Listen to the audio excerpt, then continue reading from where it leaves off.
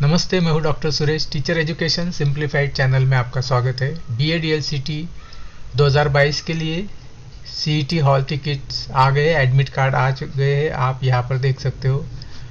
यहां पे क्लिक करोगे तो भी आपको आपका एडमिट कार्ड मिल जाएगा। जैसे कि आप जानते हो, यहाँ की जो डेट्स है CET की वो है 21, 22 और 23 अगस्त के बीच में किसी भी एक दिन आपको ये CET एग्ज़ाम देनी है। इसके लिए आपके जो एडमिट कार्ड है उसके ऊपर डिटेल्स, वेन्यू और टाइमिंग आए होंगे, उसके हिसाब से आपको ये CET देनी है। अभी CET के बारे में जो डिटेल्स है, किस तरह से हम दे सकते हैं, इसकी प्रोसेस क्या होती है एक्चुअल CET के डे के एग्ज़ाम की, तो आइए उसको यहाँ पे जो ब्रोशर है डाउनलोड्स में उसका अगर आप देखो और पेज नंबर अगर 21 पर जाते हो तो इसके डिटेल्स पे आपको यहाँ देखने को मिल जाएंगे ऑनलाइन एग्जामिनेशन में। तो आइए समझते हैं स्टेप बाय स्टेप कि एक्चुअल एग्ज़ाम कैसे होने वाली है। एग्जामिनेशन का जो हॉल है, जो कंप्यूटर लैब है, वहाँ पर ये किस तरह से कंडक्ट की जाने वाली है। यहाँ पे डिटेल्स है। ये एग्जामिनेशन ऑनलाइन मोड में की जाएगी, that is on the computers. मतलब आपको जो सेंटर दिया है वहाँ के सेंटर पे कंप्यूटर पर आपको एग्ज़ाम देनी है। ये बीएड CET 2 मीडियम से अवेलेबल है, इंग्लिश मीडियम, मराठी मीडियम। और ELCT जो है इंग्लिश मीडियम के लिए कंपलसरी है, वो सिर्फ इंग्लिश में होगी। कोई कैंडिडेट जो इंग्लिश सब्जेक्ट के साथ करना चाहता है मराठी मीडियम से, उनके लिए एक CET काफ़ी है। जो भी इंग्लिश मीडियम से करना चाहते हैं उनके लिए ये दोनों एग्जामिनेशन देना ज़रूरी है। आपने जो एप्लीकेशन फॉर्म भरा है उसके हिसाब से ही आपकी CET के जो एडमिट कार्ड है वहाँ पर आपको इन एग्ज़ाम के डिटेल्स आए होंगे। अगर आप मराठी मीडियम से हो तो आपके लिए सिर्फ CET के वेन्यू और टाइम आया होगा, और अगर आप इंग्लिश मीडियम से हो तो आपको CET का एक टाइमिंग और ELCT का एक टाइमिंग, ये आपको दो आए होंगे। तो ये आपको चेक करना है। अगर किसी तरह से आप एडमिट कार्ड नहीं ले पा रहे हो तो आपको इस साइट पर जो ईमेल आईडी दिया है वहाँ पर आपको, या तो इस नंबर पर आप कॉल करके पूछ सकते हो। फिर से आते एग्ज़ाम की तरफ से। एक्चुअल जो एग्ज़ाम डे है, एक्चुअल जो एग्ज़ाम है उसमें क्या है, तो उसमें ये मल्टीपल MCQs है। उसमें से 4 आपको चॉइस दिए जाएंगे, उसमें से एक चॉइस जो है वो करेक्ट होगा। क्योंकि लास्ट ईयर के एग्जामिनेशन के क्वेश्चन पेपर अवेलेबल नहीं है, इसलिए ये सारे इंस्ट्रक्शन पढ़ना बहुत ज़रूरी है। यहाँ जो आपको आंसर देने होंगे वो माउस क्लिक करके देने होंगे। अगर आपको लगता है कोई दूसरा ऑप्शन सिलेक्ट करना है तो आप उस ऑप्शन के सिलेक्ट या डिसिलेक्ट कर सकते हो माउस क्लिक की वजह से। ये जो मॉनिटर आपको दिखाई देगा कंप्यूटर स्क्रीन पर, वहाँ पे एक क्लॉक सेट होगा, वहाँ पर ये काउंटडाउन टाइमर आएगा जो आपको बताएगा कि कितने मिनट्स शेष है, बाकी है आपका एग्ज़ाम देने में। जैसे ही ये क्लॉक रन्स आउट, मतलब इसका जब 0 होता है, काउंटडाउन 0 होता है, जैसे टाइम ख़त्म होता है तो अपने आप ही वो आपकी जो क्वेश्चन पेपर है अपने आप ही सबमिट हो जाएगा। ऐसे नहीं कि आपको अलग से वहाँ पर एक बटन होता है सबमिट टेस्ट, अगर वहाँ पे क्लिक करना रह भी गया तो भी अपने आप ये ऑटो सबमिट हो जाएगा, तो वो आपको चिंता करने की ज़रूरत नहीं। जो पैलेट होता है MCQs का, क्वेश्चन का, वो सारे आपको नंबर्स इस तरह से दिखाई देते हैं। ये फॉर एग्जांपल इन्होंने दिया है 1, 3, 5, ये नंबर, ये क्वेश्चन का नंबर है। इस तरह से सारे एग्ज़ाम हमें जो क्वेश्चन नंबर है वो हमें पैलेट में दिखाई देते हैं। पैलेट मतलब एक टूल बार होता है, वहाँ पर आप सारे नंबर देख सकते हो। सारे के सारे जितने भी क्वेश्चंस होते हैं उनके ये रंग अलग अलग दिखाई देंगे। जो इसके ऊपर आपने जो एक्शन दिया है उसके हिसाब से इसके रंग दिखाई देंगे। जैसे एक नंबर का ये वाइट अगर कलर दिख रहा है तो इसका मतलब ये है कि आपने अभी वो क्वेश्चन देखा ही नहीं है, क्लिक किया ही नहीं, ओपन ही किया नहीं है। अगर उसके लिए अगर इस तरह का साइन दिख रहा है उस नंबर पर, रेड कलर, और ये इस तरह का अगर शेप दिख रहा है तो इसका मतलब ये है कि आपने क्वेश्चन देखा है लेकिन आपने उसका आंसर नहीं दिया है। अगर आपको ये ग्रीन कलर में इस शेप में दिखाई दे रहा है क्वेश्चन का नंबर की टैब जो होती है वो, तो इसका मतलब आपने क्वेश्चन देखा भी है और आपने उसका आंसर दे भी दिया है। 7 नंबर जो है यहाँ पे दिखाई दे रहा है, तो ये जो अगर इस पर्पल कलर में आपको दिखाई दे रहा है और इस तरह का, तो इसका मतलब है कि आपने क्वेश्चन देखा है और उसका जवाब देने की बजाय आपने उसको लिखा है कि मार्क फॉर रिव्यू का ये आपने चॉइस सिलेक्ट किया है। इसका मतलब आपने उस क्वेश्चन के नीचे जो ऑप्शन होता है वहाँ पे लिखा होगा मार्क फॉर रिव्यू। इसका मतलब आपको अभी इस सवाल का जवाब नहीं देना है, आप उसको बाद में देना चाहते हो। तो ये आपको याद रहे इसलिए ये इस तरह का कलर दिखाई देगा। उसके बाद अगर इसी कलर के साथ ये टिक मार्क दिखाई देती है तो इसका मतलब यहाँ पर ये है कि आप ने उस सवाल का जवाब तो दे दिया है, लेकिन फिर भी आप उसके बारे में सोचना चाहते हैं। अगर आपके पास टाइम मिले तो आपने जवाब देने के बाद उसके नीचे सबमिट करने के बजाय अगर आप वहाँ पर मार्क फॉर रिव्यू पर क्लिक करते हो तो इसका मतलब आपने जवाब दे दिया है। और अगर आपको टाइम मिलता है तो आप फिर से उस क्वेश्चन को देखना चाहते हो। तो ये ऑप्शन और ये ऑप्शन में मैं चाहूँगा कि आप यही रिकमेंड करूँगा कि आप उसका जवाब दे दीजिए और मार्क फॉर रिव्यू कर दीजिए, क्योंकि अगर आपको समय नहीं मिला तो जो आपने ऑप्शन दिया है उसको ही रिव्यू इवैल्यूएशन के लिए माना जाएगा।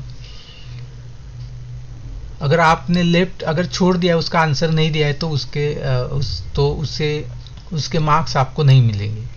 इसलिए बेटर यही होगा कि आप अगर आप कंफ्यूजन में हो तो आप जवाब दे दें और मार्क फॉर रिव्यू के लिए क्लिक कर दीजिए, बाद में आप देख सकते हो। तो ये अलग अलग कलर और ये डिज़ाइन शेप इसलिए दिए गए कि ताकि आपको सारे जितने भी सवाल questions total number of questions available है उस टैब में उसे आप पूरे विंडोज़ में देख सकते हो और इसके मदद से आप देख सकते हो। तो सबसे आपको केयरफुल रहना कि इस रंग में कोई ना हो at the end of the exam की वाइट कलर में। इसका मतलब कि ऐसा ना हो कि कोई क्वेश्चन छूट ही जाए कि आपने देखा ही नहीं। तो आप इस तरह से देखिए कि ये शेप की मदद से आप ये देख सकते हो कि आपने टोटल नंबर ऑफ क्वेश्चंस में से कितने विजिट किए हैं, किसको आंसर दिए नहीं दिए, ये सब आप देख लीजिए। उसके बाद इम्पोर्टेंट इंस्ट्रक्शंस है कि अगर आप किसी क्वेश्चन नंबर पर क्लिक करते हो, जैसे ये सीरियली आप वहाँ पे लिखे होंगे, आप जिस भी टैब पर क्लिक करेंगे वो नंबर ओपन होगा। और ज़रूरी नहीं कि आप वो सीरियली क्लिक करें, आप किसी भी नंबर पर जिस नंबर पर क्लिक करोगे वो नंबर का क्वेश्चन ओपन हो जाएगा, उसके चॉइसेस ओपन हो जाएंगे। मैं यहाँ पे ये सजेशन दूंगा कि आप बेटर सीरियली जाओ, क्योंकि अगर आप जंप करते जाओगे तो आपका हो सकता है कोई क्वेश्चन छूट जाए। ऐसे तो कोई नहीं बात नहीं है कि हमें क्वेश्चन दिख रहे तो हम पहले ये सॉल्व कर लेते हैं। जब आप टैब पर या नंबर पर क्लिक करोगे तभी वो क्वेश्चन दिखेगा। तो बेहतर होगा आप क्वेश्चन सीरियली सॉल्व करो, सो कोई क्वेश्चन छूट ना जाए। हर क्वेश्चन का आंसर देने के बाद सेव एंड नेक्स्ट का नीचे ऑप्शन होगा, टैब होगा, उस पर क्लिक करोगे तो ऑप्शन सेव हो जाएगा और आप आगे क्वेश्चन की तरफ जाओगे। आगे का क्वेश्चन आप देख सकते हो। आप श्योर हो तो सेव एंड नेक्स्ट कीजिए। अगर आप श्योर नहीं हो किसी जवाब के बारे में और चाहते हो कि एग्जाम के बाद या अगर बीच में तुम्हें आंसर याद आए तो ये मार्क रिव्यू एंड नेक्स्ट कर सकते हो। ये फैसिलिटी आपके लिए है। अगर किसी सवाल का जवाब आपने दे दिया है और मार्क एंड रिव्यू किया है तो ये कंप्यूटर के लिए या फिर इवैल्यूएशन के लिए कोई इंपॉर्टेंट नहीं, वो जो जवाब आपने दिया है वो ही उसको माना जाएगा। तो ये कैंडिडेट्स के लिए है कि आपको ये याद रहे कि इस सवाल के बारे में आप डाउटफुल थे और आप फिर से विजिट करना चाहते। जो ऑप्शन आप सही जवाब आप सिलेक्ट करना चाहते हो उसके सामने जो रेडियो बटन होगा उस ऑप्शन के सामने आपको क्लिक करना होगा, माउस क्लिक करना होगा, जिससे वो ऑप्शन सिलेक्ट होगा। अगर आपको डिसिलेक्ट करना है, आपको बाद में याद आया कि इसका जवाब ये नहीं, तो आप क्लियर रिस्पांस पर कर सकते हो या सीधा जो राइट आंसर है वहां पर आप क्लिक कर सकते हो।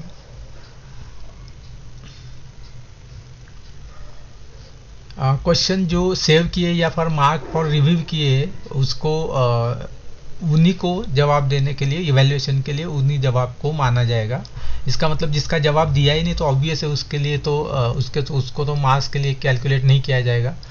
तो आप अगर मार्क फॉर रिव्यू करते हो तो जवाब देकर कीजिए। टेस्ट का जो नाम है वो डिस्प्ले रहेगा ऊपर में स्क्रीन के टॉप में। वो जैसे कि B.Ed CET चल रही तो वो होगा ALCT होगा तो उसका नाम यहाँ पे टाइटल आपको दिखाई देगा। और ये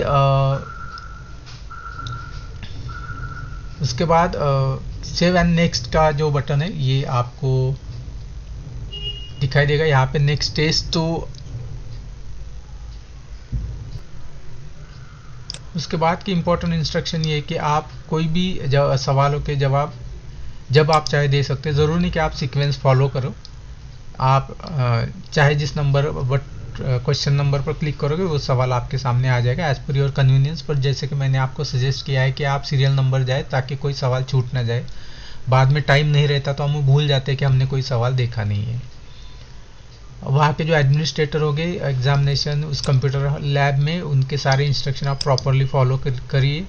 यहाँ पे कोई भी माल प्रैक्टिस चलती है तो आपके ऊपर मिसकंडक्ट की कार्रवाई हो सकती है।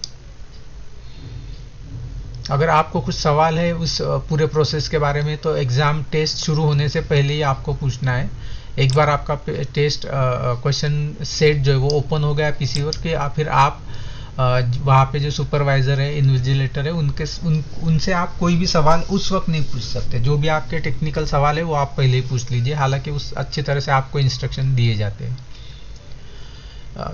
BHCET जो है वो टोटल 90 मिनट्स की है, जो मराठी और इंग्लिश में होगी, और ELCT जो है 60 मिनट की है। ये जैसे ये टाइम ओवर होता है तो टेस्ट अपने आप क्लोज हो जाएगा, तो अगर आपने सबमिट टेस्ट का बटन क्लिक नहीं किया, इसके बावजूद जितने भी सवालों के जवाब आपने दिए हैं वो सारे सवाल सबमिट हो जाएंगे, ऑटोमेटिक सबमिट हो जाएंगे। जब आप सेव एंड नेक्स्ट करते हो या फिर क्लिक फॉर रिव्यू करते हो उसका जवाब देकर, तो वो सवाल का जवाब उसी वक्त सबमिट हो जाता है। तो ज़रूरी नहीं कि आपने अगर at the end of the examination आप सबमिट बटन करना भूल गए या फिर वो ऑटो क्लोज हो गई तो भी चिंता की कोई बात नहीं। जब टाइम ओवर हो गया, जितने सवालों के जवाब दिए गए हैं वो सारे सर्वर तक पहुंच जाते हैं उससे पहले, तो आपको चिंता करने की ज़रूरत नहीं है। ये एग्ज़ाम जो है आपको पूरे टाइम बैठना होगा, 90 मिनट से 60 मिनट से। जैसे कि यहाँ लिखा है कि आपको फाइनल सबमिट करने की इजाज़त नहीं है, भले ही आपके सारे सवालों के जवाब दे दिए, आप पहले सबमिट नहीं कर सकते, पूरा टाइम आपको वहाँ पर बैठने होगा। और बहुत इम्पोर्टेंट है कि आप कीबोर्ड की किसी भी कीज़ को ना छुए, कुछ भी टाइपिंग करने की ज़रूरत नहीं है, आपको टाइपिंग करने की ज़रूरत होती ही नहीं है, क्योंकि लॉगिन की प्रोसेस पहले ही कंप्लीट हो जाए। तो आप वहाँ पर कीबोर्ड शायद हो ना हो, लेकिन अगर कीबोर्ड होता है तो उसको दबाने की ज़रूरत नहीं, क्योंकि अगर आप कोई भी कीबोर्ड की की दबाते हो इसका मतलब आप कुछ माल प्रैक्टिस करने जा रहे हैं, तो एग्ज़ाम ऑटोमेटिक वहाँ पे लॉक हो जाएगी। तो ये बहुत ज़रूरी है, आप किसी कीबोर्ड को छुए ही ना, क्योंकि आपको सिर्फ सवाल देखने और माउस क्लिक करना है, अदरवाइज आपको कीबोर्ड की कोई ज़रूरत नहीं है। जनरल इंस्ट्रक्शन है, आपके जो एडमिट कार्ड है, हॉल टिकट है, उस पर जो डेट है, टाइम है, वेन्यू, वो आप देखिए। हो सके तो आप उस वेन्यू को एक दिन पहले जाकर आइए, तो आपको पता चले वेन्यू कहाँ है, कितना जर्नी टाइम लगता है, ये देखने के लिए आप जाकर आइए। हालांकि आपको बिल्डिंग के अंदर नहीं जाने दिया जाएगा, लेकिन बाहर से आप वेन्यू देख सकते हो ताकि आपका जर्नी प्लान आप बना सके हो। हाँ, आपको अपने साथ एक आईडी प्रूफ ज़रूर लेके जाना है, ओरिजिनल आईडी प्रूफ। आपको उस एग्जामिनेशन हॉल में, उस कंप्यूटर लैब में आपको एक बॉल पॉइंट पेन सिर्फ इतना ही ले जाने की ज़रूरत है। वहाँ पर आपको एक पेपर दिया जाएगा रफ वर्क के लिए, आपको कुछ भी लिखना है तो उसके लिए एक पेपर, लेकिन वो शीट आपको जब एग्ज़ाम ख़त्म हो जाती है उसके बाद हॉल से जाने से पहले आपको वो सबमिट करना होगा। तो आप वो जो रफ पेपर है वो भी आप हॉल से बाहर नहीं जा सकते। तो हॉल में आपके साथ सिर्फ एक बॉल पॉइंट पेन आएगा, बाकी आपको अंदर कुछ भी ले जाने की इजाज़त नहीं होती है। अगर ड्यूरिंग इस एग्जामिनेशन में कोई इश्यू आता है तो वहाँ पे एडमिनिस्ट्रेशन होते हैं, वो आपको टेक्निकल सपोर्ट करते हैं। कैंडिडेट को ये एक ध्यान रखना होगा कि आपको बाहर किसी भी क्वेश्चन के बारे में कुछ भी नहीं बताना, ये अलाउड नहीं है। अंत में इम्पोर्टेंट पॉइंट टू रिमेंबर, आपको वैलिड फ़ोटो आईडी कार्ड आपको कैरी करना है जिसपे आपका फ़ोटो हो। इसमें कलर जेरोक्स नहीं एक्सेप्ट की जाती, ना ही सॉफ्ट कॉपी एक्सेप्ट की जाती है। आपको जो ओरिजिनल फ़ोटो आईडी है, जैसे आधार कार्ड है, पैन कार्ड है, ड्राइविंग लाइसेंस है, पासपोर्ट है, ये ओरिजिनल फ़ोटो आईडी प्रूफ आपको साथ में कैरी करना होगा। अगर आपके पास फ़ोटो आईडी प्रूफ किसी अलग नाम से है और एप्लीकेशन पर अलग नाम है, तो आपको नेम चेंज के लिए कोई प्रूफ ओरिजिनल वहाँ पे लेके जाना होगा, जैसे कि मैरिज सर्टिफिकेट है, गैजेट। तो ये सारे रूल्स CET के बारे में है। मुझे आशा है आपकी स्टडी अच्छी हो गई होगी, क्योंकि CET का स्कोर ही आपका मेरिट स्कोर है। CET के स्कोर के बेसिस पर ही आपका एडमिशन होगा, इसलिए ये स्कोर जितना ज़्यादा आपका आएगा उतना आपकी पॉसिबिलिटीज़ एडमिशन की बढ़ जाएगी। इसलिए इसको पूरी सिंसेरिटी के साथ और स्टडी के साथ दीजिए। मेरी तरफ से आपको ढेर सारी शुभकामनाएं। वीडियो को पूरा देखने के लिए धन्यवाद।